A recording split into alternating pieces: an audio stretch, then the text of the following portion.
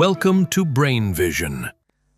Now, to start on this question, we need to first identify what is the total amount of energy that the body can absorb.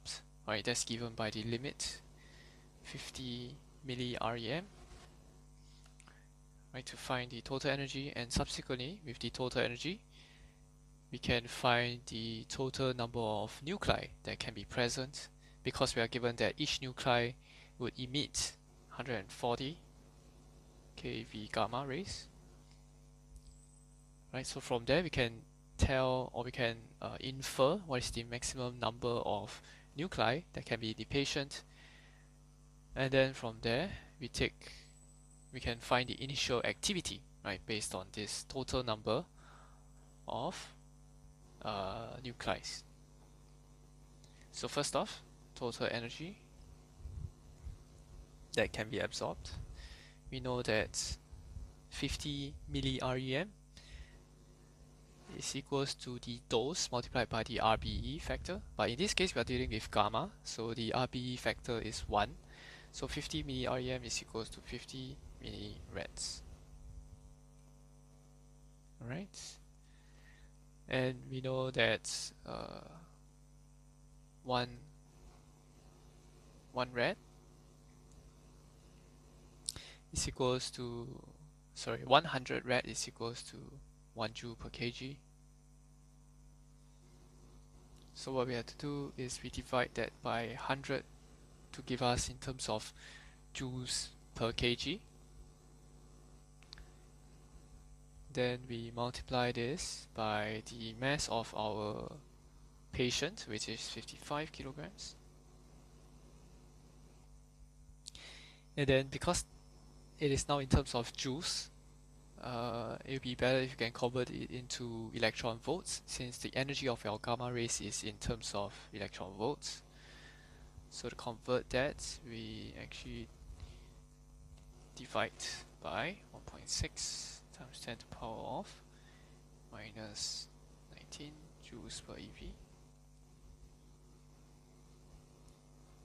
And we should get a value of 1.719 times 10 to the power 17 EV. So this is the total energy that can be absorbed by our patient. Now the next thing that we need to do is to find what is the total number of nuclei.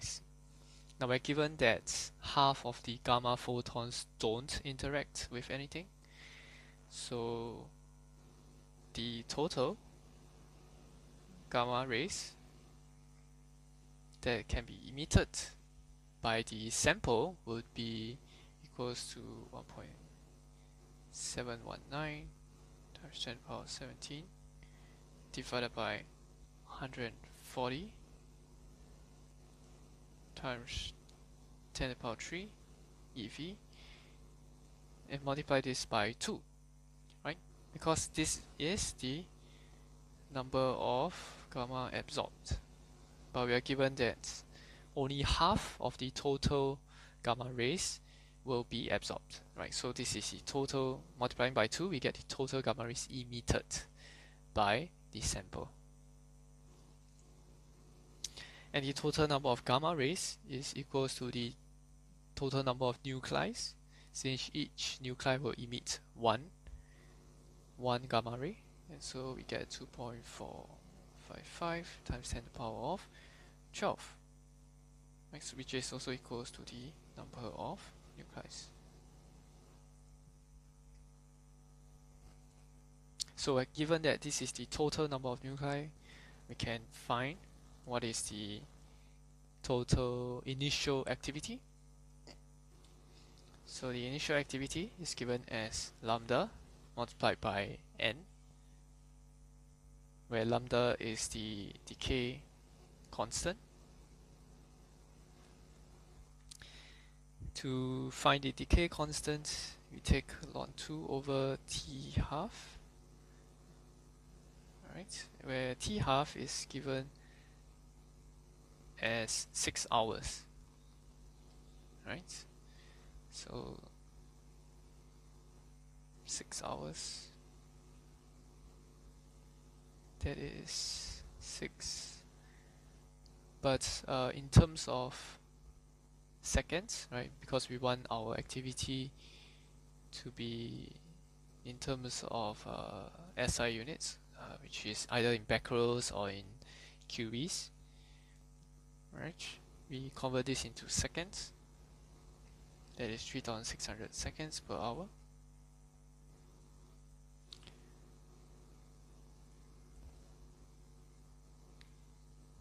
We should get our value in terms of decays per second. Right, so 1 point.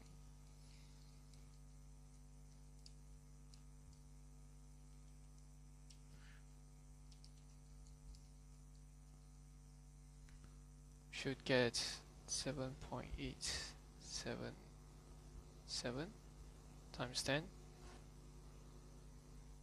to the power of 7 decays per second. Or if you would like, you can convert it into curies by dividing by 3.7 times 10 to the power of 10.